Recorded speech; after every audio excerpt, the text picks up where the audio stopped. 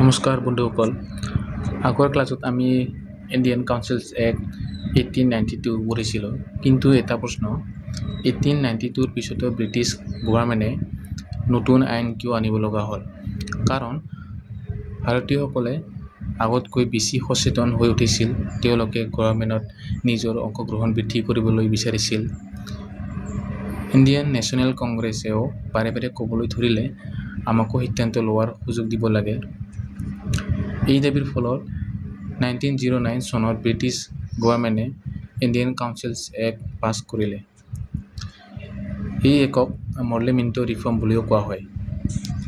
কিন্তু মৰ্লে মিণ্টো কিয় কোৱা হয়? কাৰণ লৰ্ড মৰ্লে আছিল secretary of state for India আৰু লৰ্ড মিণ্টো আছিল ভাইচৰয় অফ ইণ্ডিয়া। তেওঁলোকৰ সময়তেই এই আইনখন পাছ কৰা হৈছিল। এতিয়ালৈকে ক্লিয়াৰ নে? প্ৰথম ফিচাৰ ছেপাৰেট ইলেক্টৰেট। এই একৰ আটাইতকৈ গুৰুত্বপূৰ্ণ ফিচাৰ আছিল ছেপাৰেট ইলেক্টৰেট। ছেপাৰেট ইলেক্টৰেট মানে কি? ধৰি লওক এখন কলেজত দুটা গ্ৰুপ আছে। আগতে সকলো ষ্টুডেণ্টে একেলগে ক্লাছৰ ৰিপ্ৰেজেণ্টেটিভ লৈ ভোট দিছিল। কিন্তু নতুন ৰুল ক'লে প্ৰতিটো গ্ৰুপে নিজৰ গ্ৰুপৰ কেণ্ডিডেটকহে ভোট দিব পাৰিব। ঠিক একেদৰে 1909 একত মুছলিমসকলৰ বাবে পৃথক ভোট ব্যৱস্থা আৰম্ভ কৰা হৈছিল। অৰ্থাৎ মুছলিম ভোটাৰে কেৱল মুছলিম কেণ্ডিডেটকহে ভোট দিব পাৰিছিল। এইটোৱেই ছেপাৰেট ইলেক্টৰেট। এই পইণ্টটো বহুত ইম্পৰ্টেণ্ট। অ'কে, দ্বিতীয় ফিচাৰ হ'ল লেজিছলেটিভ কাউন্সিল এক্সপেনশ্যন। আগতে লেজিছলেটিভ কাউন্সিলত সদস্যৰ সংখ্যা কম আছিল। 1909 একৰ পিছত সদস্যৰ সংখ্যা বৃদ্ধি কৰা হ'ল। ইয়াৰ ফলত অধিক মানুহে কাউন্সিলত অংশগ্ৰহণ কৰাৰ সুযোগ পালে। তৃতীয় ফিচাৰ হ'ল ইণ্ডিয়ানছ গট ম'ৰ চান্সেছ। এই একৰ পিছতো অধিক ভাৰতীয় সদস্য কাউন্সিলত অন্তৰ্ভুক্ত হ'বলৈ সুযোগ পালে। ইয়াৰ ফলত ভাৰতীয়সকলে নিজৰ মতামত গভৰ্ণমেণ্টৰ আগত ৰাখিব পাৰিছিল। চতুৰ্থ ফিচাৰ হ'ল ডিছকাশ্যন অন বাজেট। কাউন্সিলৰ সদস্যসকলে বাজেট আৰু পাব্লিক ইছ্যুৰ ওপৰত আলোচনা কৰিব পাৰিছিল।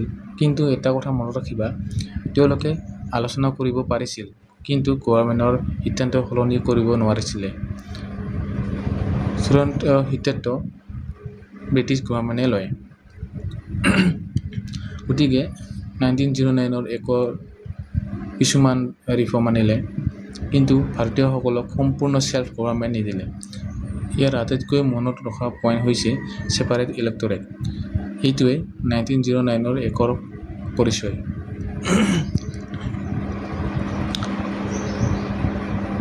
এতিয়া প্ৰশ্ন আহে, 1909 এই ৰিফৰ্মৰ পিছতো ভাৰতীয়সকল সন্তুষ্ট হৈছিল নে? উত্তৰ হৈছে নাই।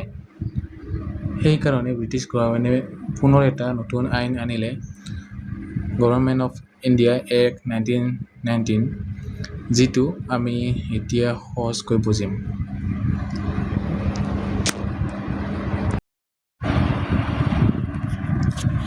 বন্ধুসকল, 1909 একৰ পাছ হ'ল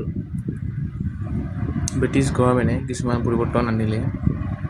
কিন্তু এটা প্ৰশ্ন, ভাৰতীয় মানুহ সন্তুষ্ট হৈছিল নে? উত্তৰ হৈছে নাই। কাৰণ ভাৰতীয়সকলে এতিয়াও অধিক ক্ষমতা আৰু ছেল্ফ গভৰ্ণমেণ্ট বিচাৰিছিল। ইয়াৰ মাজতে প্ৰথম বিশ্বযুদ্ধ 1914 to 1918 আৰম্ভ হ'ল। এই যুদ্ধত হাজাৰ হাজাৰ ভাৰতীয় সৈনিক ব্ৰিটিছ গভৰ্ণমেণ্টৰ হৈ যুঁজিলে। ভাৰতীয় নেতাসকলে ভাবিলে, আমি যদি ব্ৰিটিছ গভৰ্ণমেণ্টক সহায় কৰিছোঁ, তেন্তে তেওঁলোকেও আমাক অধিক ৰাজনৈতিক অধিকাৰ দিব লাগে। ব্ৰিটিছ গভৰ্ণমেণ্টে এই দাবী উপেক্ষা কৰিব নোৱাৰিলে। সেইবাবে 1919 চনত গভৰ্ণমেণ্ট অফ ইণ্ডিয়া এক্ট পাছ কৰা হ'ল। এই একক মণ্টেগু চেমছফৰ্ড ৰিফৰ্মছ বুলিও কোৱা হয়। এতিয়া প্ৰশ্ন আহে, মণ্টেগু চেমছফৰ্ড কিয়?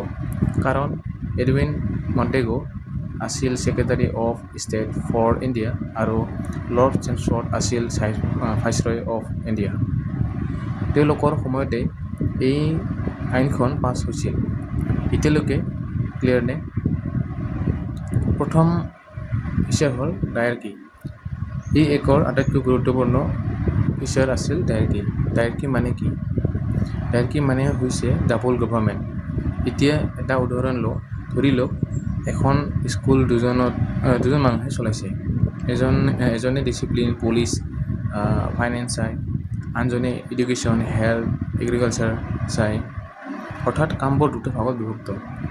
ঠিক একেদৰে 1919 একত প্ৰভিন্সৰ বিষয়বোৰ দুটা ভাগ কৰা হ'ল,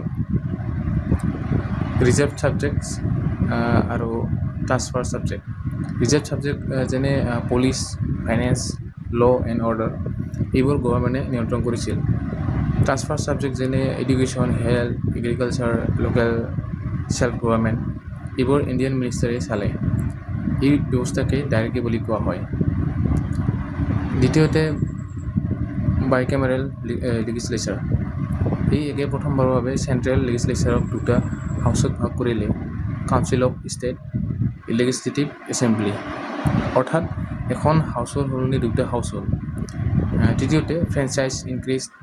আগতে খুব কম মানুহে ভোট দিব পাৰিছিল। 1999 একৰ পিছত ভোটাধিকাৰ অলপ বৃদ্ধি কৰা হ'ল, কিন্তু সকলো ভাৰতীয়ই এতিয়াও ভোট দিব নোৱাৰিছিল। চতুৰ্থতে হ'ল পাব্লিক ছাৰ্ভিচ কমিশ্যন। এই একে পাব্লিক ছাৰ্ভিচ কমিশ্যন গঠনৰ ওপৰত নকলি কৰিলে। পিছলৈ এই ব্যৱস্থাৰ ওপৰত ভিত্তি কৰিয়েই UPC গঢ়ি উঠিল। গতিকে গভৰ্ণমেণ্ট অফ ইণ্ডিয়া এক্ট 1919 ভাৰতীয়সকলক আগতকৈও অলপ বেছি অংশগ্ৰহণৰ সুযোগ দিলে, কিন্তু সম্পূৰ্ণ ছেল্ফ গভৰ্ণমেণ্ট এতিয়াও নিদিলে। এই একৰ আটাইতকৈ মনত ৰখা পইণ্ট হৈছে ডায়াৰ্কি, ডাবল গভৰ্ণমেণ্ট। এতিয়া এটা ডাঙৰ প্ৰশ্ন, যদি 1919 একও ভাৰতীয়সকলক সম্পূৰ্ণ সন্তুষ্ট কৰিব নোৱাৰিলে, তেন্তে ব্ৰিটিছ গভৰ্ণমেণ্টে তাৰ পিছত কি কৰিলে? ইয়াৰ উত্তৰ আছে গভৰ্ণমেণ্ট অফ ইণ্ডিয়া এক্ট 1935ত। সেইটো আমি পৰৱৰ্তী ক্লাছত সহজকৈ বুজিম।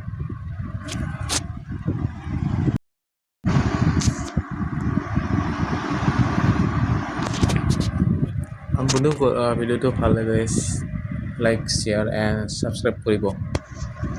ধন্যবাদ।